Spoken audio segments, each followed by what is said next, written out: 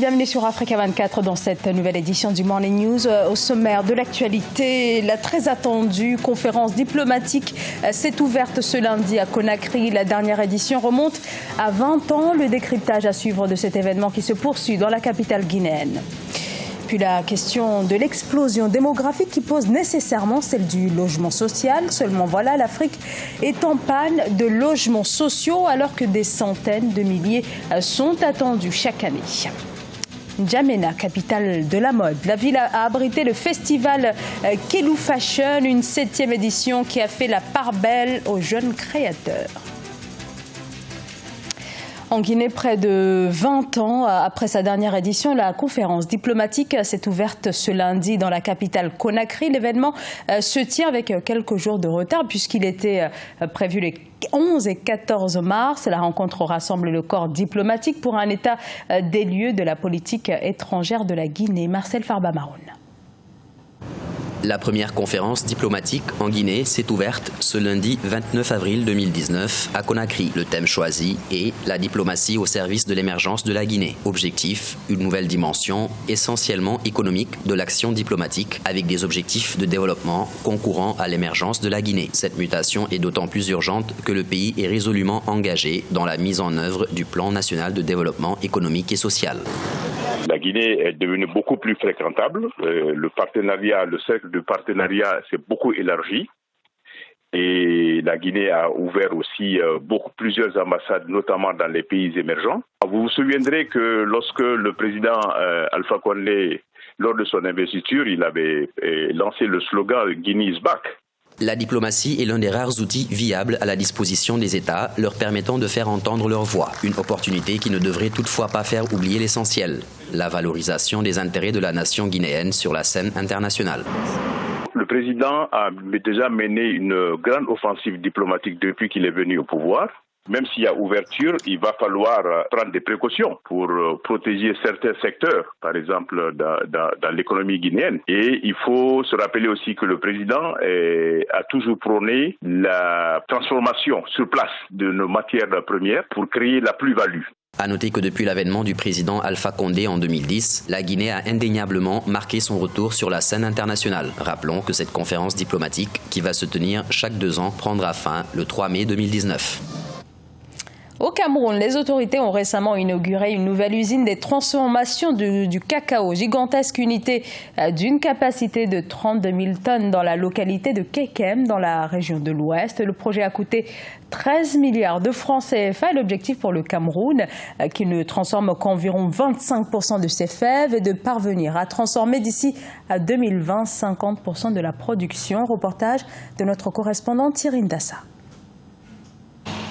C'est au beau milieu des collines du département du Haut-Cam, dans la région de l'Ouest, que se dresse l'unité de production de la Néo-Industrie, une usine de transformation de fèves de cacao. Avec une capacité de production annuelle de 32 000 tonnes, le projet industriel qui s'étend sur 5 000 hectares est selon ses constructeurs un joyau dans l'industrie mondiale de la production cacaoyère. Et je suis assez fier parce qu'aujourd'hui, vous avez à Kekem la plus belle, la plus récente, la plus innovante des usines de traitement de fèves de cacao dans le monde entier. Vous faites énormément de jaloux, même si vous ne le savez pas, il y a énormément de jaloux. Avec un coût global de près de 54 milliards de francs CFA et plus de 2000 emplois directs et indirects, la transformation de fèves de cacao vise chaque année l'obtention de plus de 8000 tonnes de beurre, 10 500 tonnes de tourteau et 6400 tonnes de masse. C'est tous ces produits-là que nous allons exploiter. L'essentiel de notre marché est le marché international, donc notre activité est essentiellement tournée vers l'export. Nous avons des marchés tels que les marchés asiatiques, les marchés de l'Europe, mais également les marchés nord-américains. En Afrique, nos marchés, c'est essentiellement l'Afrique du Nord, mais également l'Afrique du Sud et le Nigeria voisin. Prévu pour faire tourner ces machines 330 jours sur l'année, la Néo-Industrie n'a pas manqué d'annoncer un projet de mise en service d'une chocolaterie au courant de l'année 2020.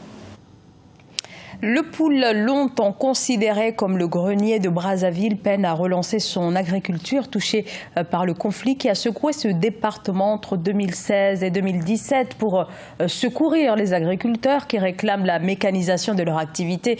Un nouveau matériel vient de leur être distribué. C'est un reportage entre correspondants d'Eva Pansou. Depuis le début de la crise du département du Pool, Fares, habitant du village Voula, à 13 km de Kinkala, a perdu tous les outils qui lui permettaient de cultiver la terre. Mais grâce à la remise du matériel agricole à 1400 ménages vulnérables dont il fait partie, il a retrouvé les moyens de relancer ses activités.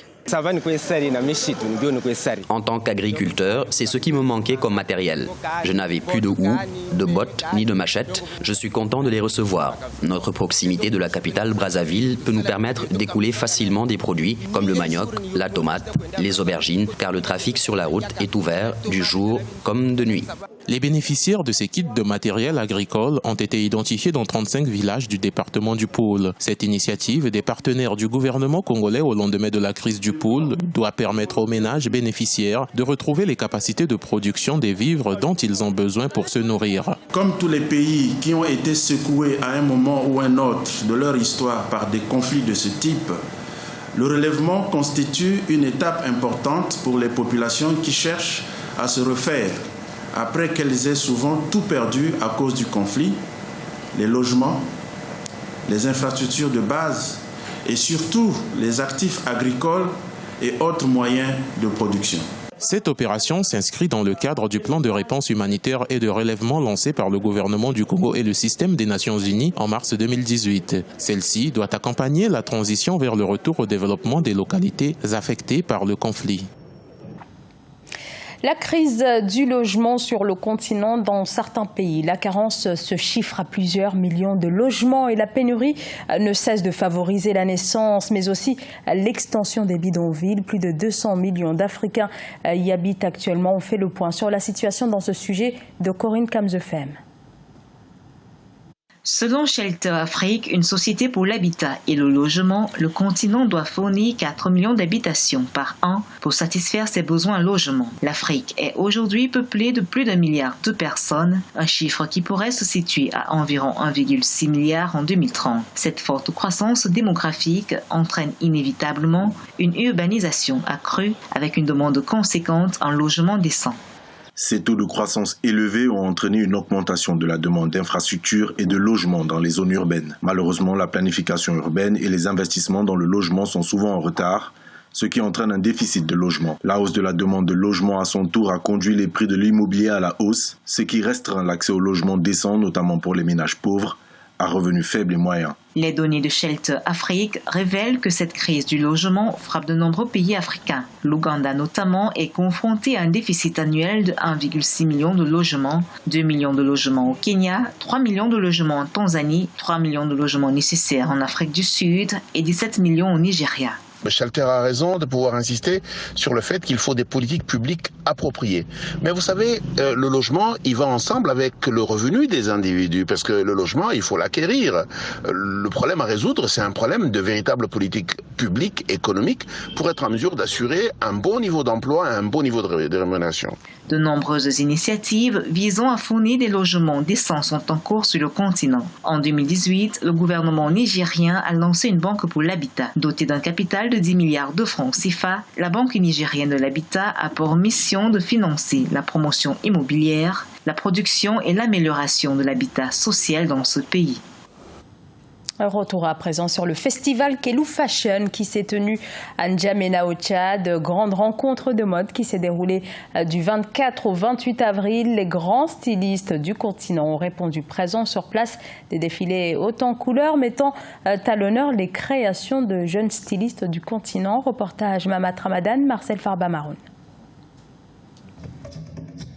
La 7e édition du Festival de la mode Kelou Fashion se déroule du 24 au 28 avril 2019 à N'Djamena, la capitale tchadienne. Placé sous le thème « La formation et l'insertion socio-professionnelle », ce rendez-vous annuel des acteurs de la mode africaine se veut un cadre d'échange et de promotion des stylistes et modélistes locaux. Au menu des festivités, des défilés haute couture, des conférences débats, des formations et l'exposition des collections. La 7e année, pour moi, c'est une année qui doit nous permettre de réfléchir sur nos problèmes personnels, c'est-à-dire les couturiers d'une manière générale. Et c'est des entrepreneurs. Parce qu'une fois connaître le métier, tout ce qui l'entoure, c'est des problèmes qui relèvent un peu de la compétence d'une entreprise. Donc, même quand on a un vêtement qui est fini, il faut arriver à faire le contrôle de qualité, faire le prix avant de le mettre sur le marché. Et nous, ici, on n'arrive pas à s'approcher de ces réalités. En marge du festival Kelou Fashion, plusieurs stylistes africains de renommée internationale comme Alfadi du Niger, MDF du Sénégal et Sikasso de la République démocratique du Congo échangent et forment les jeunes créateurs de la mode. Mais pour certains acteurs tchadiens, les tissus locaux ne sont pas assez valorisés auprès du public. De la part du gouvernement qui devrait faire un coup de pouce pour les stylistes. Pourquoi? Je dirais parce que on a besoin que peut-être le président tchadien s'habille en mode tchadienne. Il y a un tissu qui est fait par les femmes de Cotima qui les font en ces moments. Elles ont ce tissu en plusieurs qualités qui pourraient être adaptés au climat tchadien. Mais qui le porte? Pour rappel, l'édition Kelou Fashion de cette année a mis l'accent sur l'entrepreneuriat des jeunes dans le domaine de la mode et leur insertion socio-professionnelle dans ce secteur, peu soutenue par les pouvoirs publics. Ce journal a été réalisé par l'ensemble de la rédaction. Merci de votre fidélité. Dans un instant, une nouvelle édition de l'actualité sur Africa 24.